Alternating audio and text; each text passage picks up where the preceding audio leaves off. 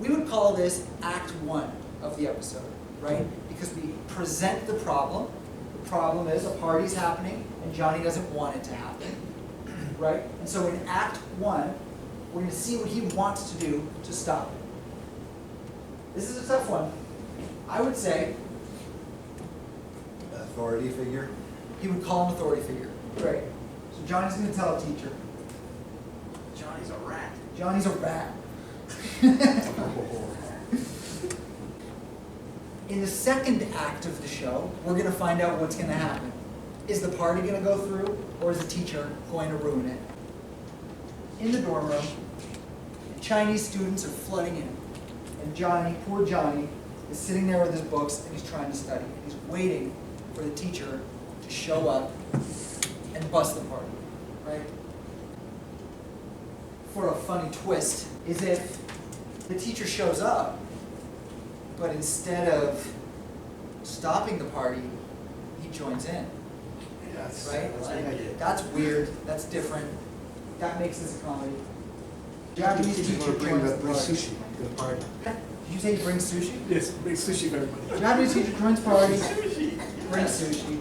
Everybody likes sushi. Yeah. So now in Act 2 of our show, poor Johnny just wants to study. But we've got this Japanese teacher tossing sushi in everyone's mouths. And Brad is having the time of his life. Okay?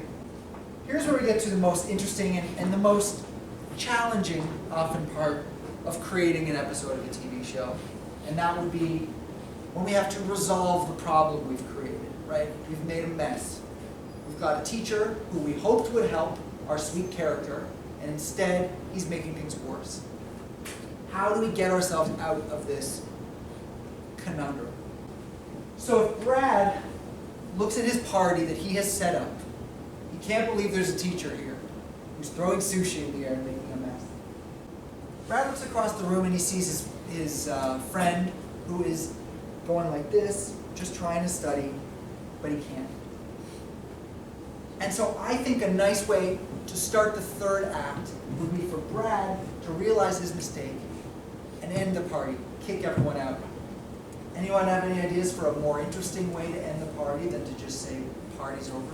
Oh, Brad fakes that the sushi is bad. This is good. And then he goes, oh my God, who ate the sushi? Ooh, and he puts it in a garbage can, and everybody else starts feeling sick. This is good. They have to leave. I love it. So that's what we're going to do.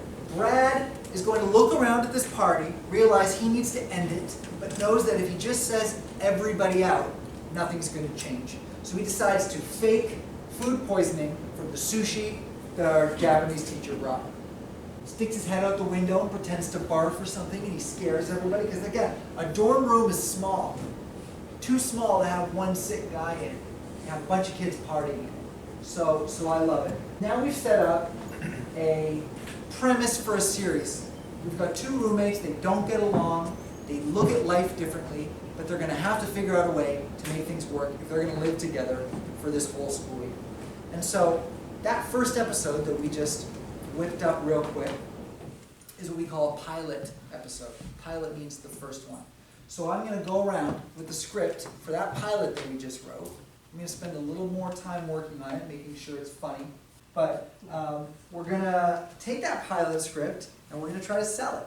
And we're going to go around to networks, and networks are like the people that, the big companies that put on shows, Netflix, Amazon, whatever. We're going to go to Netflix and we're going to say, I've got a show. It's about Johnny and Brad. It's a comedy. They're roommates at a small school and they don't get along.